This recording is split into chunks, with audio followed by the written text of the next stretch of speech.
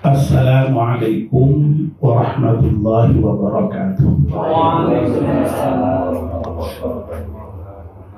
Bismillahirrahmanirrahim. Alhamdulillahirabbil alamin wassalatu wassalamu ala asyrafil mursalin sayyidina wa maulana Muhammad wa ala alihi washabbihi ajma'in. Amma ba'd.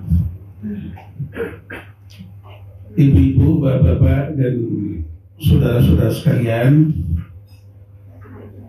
jamaah pengajian keluarga Sakinah RT 03 RW 3 Kelurahan Ngalian yang insya Allah dirahmati dan dimuliakan Allah Subhanahu wa Ta'ala. Amin. Wabil khusus yang sama-sama kita hormati Bapak Haji Istri Widodo beserta ibu dan seluruh keluarga selaku sahibul bait. Alhamdulillah kita panjatkan syukur kepada Allah Subhanahu wa Ta'ala yang pada malam hari ini atas limpahan rahmat dan nikmatnya kita semua bisa hadir di dalamnya Pak Haji Istri Widodo ini dalam rangka pengajian rutin keluarga Sakinah, sekaligus ini memperingati wafatnya Ciim yang keberapa Pak Lim? 2 tahun. 2 tahun ya, yang kedua. Tidak ada lain kehadiran kita di malam hari ini di dalamnya Pak Wid ini dimohon doanya untuk Ciim dan juga seluruh almarhum dan almarhumah keluarga Pak Wid dan Bu Wir, dengan iringan doa semoga almarhumah Ciim dan juga seluruh ahli kuburnya Pak Wid dan Bu Wir itu wafat dalam keadaan husnul khatimah, diampunkan dosanya oleh Allah Subhanahu wa Ta'ala dan diterima amal baiknya. Amin ya rabbal alamin. Bapak dan ibu-ibu,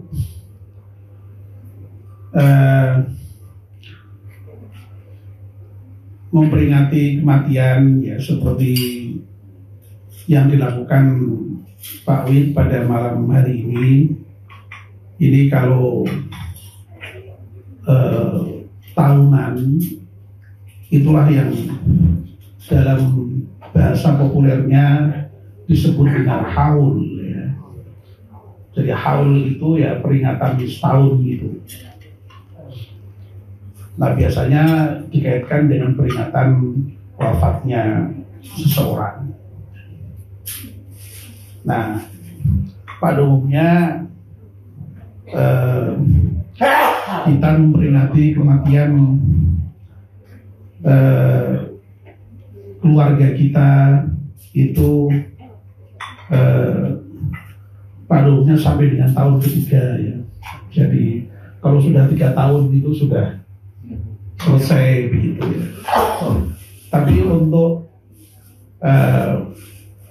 orang-orang tertentu, terutama ya para ulama, para kiai itu sering diperingati setiap tahun secara terus-menerus. Ya itulah makanya lalu kemudian kita kenal ada istilah haulnya kiai ini, haulnya kiai itu ya. Itu sebenarnya memperingati wafatnya ya setahun berikutnya ya, sehingga haul yang ke-1, haul yang kedua, haul yang ketiga dan seterusnya sampai dengan yang semaunya yang menyelenggarakan ya. Nah tentu saja memang prinsipnya ya di dalam memperingati itu ya mengenang kembali orang yang kita peringati itu ya. Nah tentu saja seperti dulu ketika pengajian di dalam rangka memperingati wafatnya Ciim ini juga sudah saya sampaikan, ya yang dikenang itu tentu saja adalah yang baik-baik, karena memang terkait dengan orang yang sudah wafat itu perintahnya kita diminta untuk mengenang yang baik. Ya, jadi supaya apa? Supaya bisa menjadi pelajaran. Nah, lalu tentu saja di samping mengenang dan mengambil itibar atau mengambil pelajaran, ketika kita mengenang seseorang itu tentu saja yang juga tidak kalah pentingnya adalah mendoakan yang kita peringati wafatnya itu, ya. Karena memang doa orang yang masih hidup, terutama sekali dari keluarga dan terutama sekali dari anak-anak, itu memang sangat bermanfaat untuk orang yang sudah wafat. Ya. Kita sudah berkali-kali mendengar ya, bahwa orang yang wafat itu memang digambarkan seperti orang yang tenggelam di laut. Ya. Orang yang tenggelam di laut itu pasti butuh pertolongan, dan pertolongan itu tentu saja tidak lain adalah doa dari orang-orang yang masih hidup, terutama sekali dari anaknya. Ya. Nah, Bapak dan Ibu-ibu, seperti yang kita ketahui bersama ya, almarhum Ciim ini tidak seberuntung kita pada umumnya ya. Seperti yang kita ketahui dulu juga sudah pernah kita sampaikan ya, Ciim ini kebetulan wafat dalam keadaan tidak dikaruniai keturunan ya. Tetapi Ciim beruntung ya. Beruntungnya apa? Punya saudara yang soleh. Ya, soleh itu artinya baik ya. Yang meskipun toh bukan keturunannya tapi mau mendoakannya ya. Alhamdulillah Pak Wid, Bu Wid ini sebagai saudara dari Ciim ya, ini tergolong orang-orang yang soleh, orang-orang yang baik yang mau mendoakan saudaranya. Jadi alhamdulillah Ciim ini beruntung ya, beruntung punya saudara yang soleh, punya saudara yang baik yang mau mendoakan ya. Makanya saya dulu juga pernah pesan itu di pengajian yang terdahulu, sama saya ingat itu ya, nanti mudah-mudahan anak-anak Pak Wid seperti si Ai, lalu siapa, Eli dan Rizka ya, 3 orang itu ini harus meneruskan ini jejak yang sudah dirintis Pak Wid ini, meneruskan untuk senantiasa mendoakan Ciim yang tadi itu kebetulan tidak dikaruniai keturunan itu, sehingga Ciim tetap mendapatkan manfaat dari saudara-saudaranya yang masih hidup ya, untuk mendoakannya. Dan manfaat itu tentu saja tidak hanya datang dari Pak Wid dan Bu Wid ya, tentu saja adalah datang dari saudara-saudara kaum muslimin dan muslimat seperti kita semuanya ini yang juga ikut mendoakan ya. Makanya doa kita itu ketika berdoa tidak hanya untuk diri kita, lalu tidak hanya untuk kedua orang tua kita, tapi juga untuk seluruh umat Islam dan muslimat ya, muslimin dan muslimat ya. Jadi makanya doa kita Allahumma ighfir lil muslimina wal muslimat ya. Jadi ini betapa menunjukkan indahnya ajaran Islam itu, bahwa kita ini hendaknya bisa memberikan pertolongan kepada saudara kita, tidak hanya ketika saudara kita itu masih hidup di dunia, tapi ketika sudah wafat sekalipun kita masih bisa memberikan pertolongan dengan memanjatkan doa untuknya. Dan Masya Allah ya, doa untuk kaum muslimin dan muslimat ini eh, karena memang diajarkan terus dipanjatkan, kita semuanya, seluruh umat Islam sedunia itu mesti berdoa seperti itu, ya. Termasuk ketika khutbah itu seorang khatib selalu itu mendoakan Allahumma ghfir lil muslimina wal muslimat itu, ya. Jadi betapa indahnya ukhuwah di dalam Islam itu, persaudaraan di dalam Islam itu, sehingga kita saling mendoakan, bahkan ketika saudara kita sudah wafat sekalipun kita mendoakan. Nah, Bapak-bapak dan ibu-ibu yang dirahmati Allah Subhanahu wa taala, saya mengawali ceramah ini dengan menyampaikan hal ini. Untuk selanjutnya ingin menyampaikan hal lain yang tentu saja masih berkaitan, yaitu itulah pentingnya Bapak-bapak dan ibu-ibu, ya. Ketika kita berdoa itu apa namanya? Doa itu yang lengkap, ya. Jangan belum lengkap berhenti, ya. Baru koma berhenti, ya. Misalnya terkait dengan keturunan tadi itu, atau anak tadi. Kalau kita berdoa terkait dengan keturunan, ya, dengan anak, itu jangan hanya berhenti, ya Allah, berilah saya anak, berilah saya keturunan, lalu titik. Ya, jangan, ya. Karena apa? Karena anak yang kemudian bisa menjadi investasi orang tua itu, terutama ketika orang tua sudah wafat, itu ada catatannya. Apa? Yaitu anak yang soleh. Nah itu loh, ya. Ya. Nah, maksud saya, ya, tolong sekali lagi diperhatikan ini, kalau kita berdoa itu jangan hanya berhenti di koma, tapi hendaknya lengkap sampai dengan titik. Kalau minta diberi anak, diberi keturunan, ya jangan berhenti di situ, tapi anak dan keturunan yang soleh dan solehah. Karena memang anak yang soleh dan solehah itulah yang nantinya bisa punya nilai investasi bagi kedua orang tuanya, terutama di akhirat itu, ya. Dan anak yang soleh itu masih ada catatannya, yang mau mendoakan kedua orang tuanya, ya.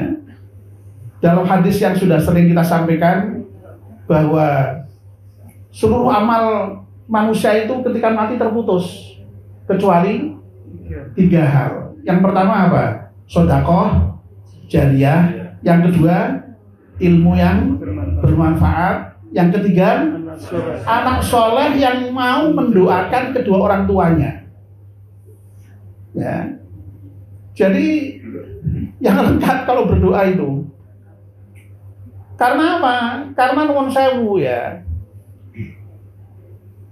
Kalau toh misalnya diberi anak, ya, tapi kemudian anaknya tidak soleh, ya, tidak mau mendoakan kedua orang tuanya, tidak apa manfaatnya, ya. Ya. Dalam Al-Quran itu malah sampai disebutkan bahwa di antara anakmu dan istrimu itu ada yang menjadi musuh bagimu, ya. Coba kalau sampai misalnya anak kok tidak menjadi anak soleh, tapi bahkan sampai bisa menjadi musuh, itu lu kan malah merepotkan bagi kedua orang tua, ya. Jadi sekali lagi hati-hati kalau berdoa itu, ya. Jadi kalau berdoa itu yang lengkap, jangan hanya berhenti di koma itu, tapi sampai dengan titik gitu, ya. Kurang lebih seperti itu gampangannya itu.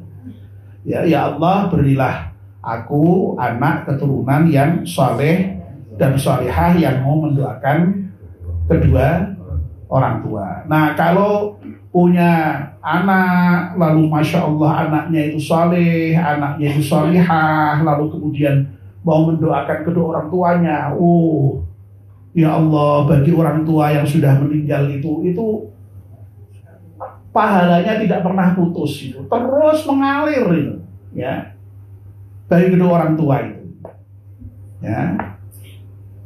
Nah, kembali pada Ciim, ya, Allah mentakdirkan lain, beliau tidak diberi keturunan, tapi alhamdulillah, ya, sekali lagi saya ulangi, alhamdulillah punya saudara yang soleh, punya saudara yang baik, yang mau mendoakan, ya. Mudah-mudahan ini menjadi ya, investasi juga bagi Ciim di alam akhirat ini, ya. Itu contohnya, ya. Contoh lain, ya, misalnya, ya, doa apa lagi misalnya? Doa minta harta, ya, minta rezeki, ya. Ya, sekali lagi jangan hanya berhenti, ya Allah berilah kami rezeki, berilah kami harta. Jangan hanya berhenti di situ. Itu baru koma, ya. Karena harus ada kelanjutannya. Dalam hal ini adalah rezeki atau harta yang halal dan barokah, ya. Begitu, ya. Jangan kok kemudian lalu sekedar minta rezeki, ya, lalu haram-haram mau gitu, ya. Wes ora apa-apa, wes penting itu rezeki, haram-haram enggak apa-apa, ya toh. Wong haram aja kadang-kadang diriwangi sampai jungkir balik kok, ya. Ya, masya Allah, naudzubillah min dzalik. Halal aja belum cukup, masih juga mudah-mudahan rezeki itu barokah. Barokah itu apa artinya? Barokah itu bahwa mudah-mudahan dengan rezeki itu lalu kemudian bisa bertambah kebaikan kita di dunia ini. Karena tanpa rezeki kita memang tidak banyak bisa berbuat kebaikan, tapi dengan rezeki yang banyak, alhamdulillah kita bisa berbuat banyak kebaikan. Bisa sedekah, bisa membantu orang, bisa infak, bisa macam-macam, ya, bisa umroh, bisa pergi haji, ya. Dan seterusnya, itu dengan rezeki yang barokah itu, ya. Tapi kalau punya rezeki malah tidak barokah, malah rezekinya untuk maksiat malah, ya. Naudzubillah min dzalik. Ada enggak orang yang punya rezeki tapi rezekinya tidak barokah? Rezekinya malah digunakan untuk hal-hal yang tidak baik. Ada enggak? Banyak, ya. Nah, itu tentu saja tidak kita kehendaki yang seperti itu, ya. Jangan kok malah lalu berharap punya rezeki, wes haram-haram ya rapopo, nanti saya bisa berbuat semau saya dengan rezeki itu. Oh, tidak begitu, ya. Jadi seorang muslim itu punya catatan, ya. Semuanya itu dalam kerangka kebaikan, ya, dalam rangka ibadah kepada Allah Subhanahu wa ta'ala, ya. Nah, punya anak yang soleh tadi pun juga hendaknya punya nilai berkah juga, ya. Mudah-mudahan anak kita itu juga berkah, membawa kebaikan bagi kita, ya. Kalau tadi misalnya harta punya fungsi sosial, anak kita juga mudah-mudahan punya fungsi sosial, ya. Dan kalau kita sudah berdoa seperti itu, doa itu sekaligus menjadi visi hidup kita, gitu loh. Jadi ya Allah, nanti saya kepingin, visi itu kan keinginan ke depan tuh, ya, yang ideal, ya. Nah, doa itu mestinya yang ideal itu, ya. Ya Allah, saya kepingin punya anak soleh. Nah, visi itu harus diwujudkan dalam bentuk tindakan nyata. Artinya apa? Ya, kemudian lalu berusaha untuk bisa menjadikan anak kita itu menjadi anak soleh. Kita punya visi untuk punya harta yang banyak, yang halal, yang barakah. Ya, berarti kita ya harus berusaha dengan sekuat tenaga untuk mendapatkan rezeki itu, dan kemudian setelah punya rezeki, ya digunakan untuk hal-hal yang baik-baik supaya berkah tadi. Ya. Jadi selalu begitu seorang muslim itu, ya, seorang muslim. Ya. Oleh karena itu sekali lagi doanya yang baik, doanya yang lengkap, jangan hanya berhenti pada koma tadi itu, lengkap sampai titik tadi itu, ya. Apalagi misalnya, ya, misalnya apa ya, misalnya, ya, umur, umur ya, umur. Ya. Umur itu juga jangan berdoa ya Allah semoga diberi panjang umur. Titik itu jangan ya. Ya. Ya Allah, berilah kami ini umur yang panjang dalam rangka taat kepadamu. Ya. Jadi umur panjang dalam rangka taat, dalam rangka ibadah, dalam rangka kebaikan. Ya. Dan itu sejalan dengan sabda Nabi bahwa yang namanya orang itu dikatakan sebagai orang yang terbaik ketika diberi umur panjang dan amalnya baik. Ya. Khairukum man tola umruhu wa hasunah amaluhu. Orang yang terbaik di antara kamu adalah orang yang paling panjang umurnya dan paling baik amalnya. Nah itu betul-betul baik itu. Tapi maaf nuwun sewu, diparingi umur panjang tapi ya nah itu gimana? Ya untuk apa? Malah ngake-ngake itu dosa malahan itu. Bagaimana Pak? Dan hati wae kata Pak Wisnu itu. Ya.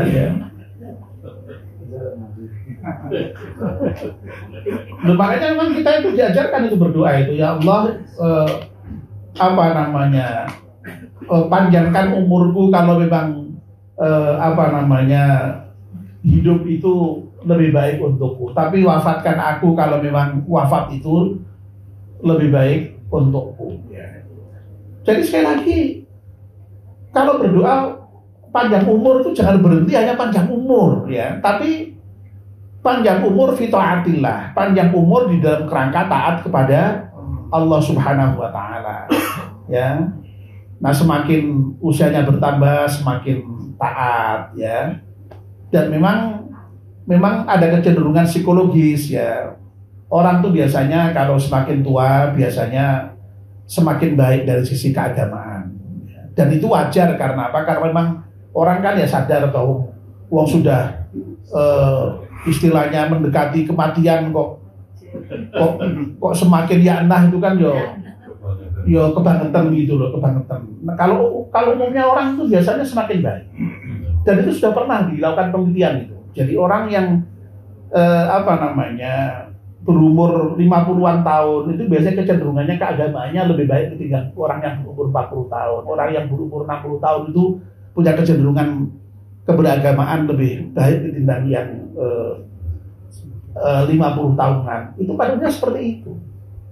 Lah ini sekali lagi kok ada orang yang semakin tua kok semakin yana, wah nah itu ya salah bedati ya, salah bedati. Salah minum obat. Ya, salah minum obat kata Pak Abzal. Jadi sekali lagi kalau berdoa tolong jadi memang harus yang lengkap gitu. Ya. Apalagi contoh tadi Pak Wisnu menyebut ilmu Pak ya, ilmu juga begitu. Ya, jangan hanya berhenti pada ya Allah berilah aku ilmu yang banyak. Ya ilmu jelas ada tambahannya, ilmu yang bermanfaat. Ya, dalam bahasa hadis tadi itu au ilmin yuntafa'u bihi, ilmu yang bermanfaat. Ya, jadi ilmu itu ada catatannya. Wong nyatanya orang tuh diberi ilmu tapi ilmunya malah tidak untuk minterke orang tapi malah untuk minteri orang. Itu dalam bahasa Jawa beda loh dia. Minterke dengan minteri itu ya. Kalau minterke itu menjadikan orang pandai, tapi kalau minteri itu konotasinya itu negatif. Minteri itu ngakali gitu ya, konotasinya atau menipu orang gitu ya, begitu ya. Wah bahasa Jawa itu kaya sekali loh ya. Minteri dengan minterke beda itu. Jadi sekali lagi ilmu yang bermanfaat ya, baik untuk dirinya ya, untuk keluarganya, untuk lingkungannya, seperti itu. Nah, kalau ilmu yang bermanfaat itu, masya Allah, termasuk tadi itu orang yang amalnya tidak pernah putus itu, ya. Karena apa? Karena setiap orang mengajarkan ilmu tertentu kepada orang lain itu mengamalkan ilmu yang diajarkan itu, orang yang mengajarkan itu mendapatkan pahala sebagaimana orang yang mengamalkan itu tanpa mengurangi pahala orang yang mengamalkan. Begitu loh. Luar biasanya guru itu, luar biasanya dosen itu, luar biasanya ceramah itu di situ itu keutamaannya itu ya. Makanya orang banyak pengen jadi guru, pengen jadi pengajar itu ya, ilmu yang bermanfaat seperti itu manfaatnya ya. Tentu saja ya tidak hanya dosen, tidak hanya guru ya. Setiap kali kita punya ilmu, lalu kemudian ilmu itu kita amalkan, ilmu itu bermanfaat untuk kepentingan masyarakat, kepentingan agama, kepentingan bangsa, ya pasti kita mendapatkan manfaat dari ilmu itu ya. Itu. Jadi sekali lagi kalau berdoa harus lengkap, jangan berhenti di koma tapi sampai titik. Nah, tentu saja yang terakhir contohnya adalah termasuk juga jabatan, ya, pangkat, ya, kekuasaan, ya, itu pun juga harus diberi catatan yang bermanfaat, yang membawa berkah, jangan sekedar jabatan, ya. Nyatanya kadang-kadang orang itu punya jabatan malah kemudian tidak bermanfaat, tidak barokah, malah membawa madorot. Ya, madorot tidak hanya bagi dirinya, kadang-kadang juga bagi orang lain. Na'udzubillah min dzalik. Makanya harus hati-hati. Nah, itu semua dimulai dengan doa. Nah, sehingga doa itu sekaligus merupakan visi hidup kita, ya, dan itu sekaligus merupakan semacam imperatif, perintah kepada kita sendiri untuk memenuhi doa-doa kita itu. Nah, kalau kita sudah menyadari pentingnya doa, lalu kemudian kita bisa berdoa dengan seperti itu, insya Allah mudah-mudahan hidup kita itu terbimbing baik, ya, karena sekali lagi kita terbimbing dengan doa-doa kita itu. Dan kita kemudian lalu dibimbing oleh Allah untuk juga dimudahkan untuk memenuhi doa-doa yang kita panjatkan kepada Allah Subhanahu wa Ta'ala. Ya. Nah, saya kira itu ya pengajian kita pada malam hari ini, ya. Sekali lagi kalau kita berdoa, ya, harus diperhatikan doa itu jangan sampai hanya berhenti di koma saja, tapi hendaknya tuntas, lengkap sampai dengan titik, ya, sehingga dengan demikian doa kita tidak salah, ya, sehingga kemudian apapun yang kita mohonkan pada Allah itu ya insya Allah merupakan hal-hal yang ideal tadi, ya. Minta diberi anak yang soleh, minta diberi rizki yang barokah, minta diberi ilmu yang manfaat, minta diberi umur panjang, ya, yang dalam rangka taat kepada Allah, minta diberi jabatan, minta diberi kekuasaan, juga jabatan dan kekuasaan yang bermanfaat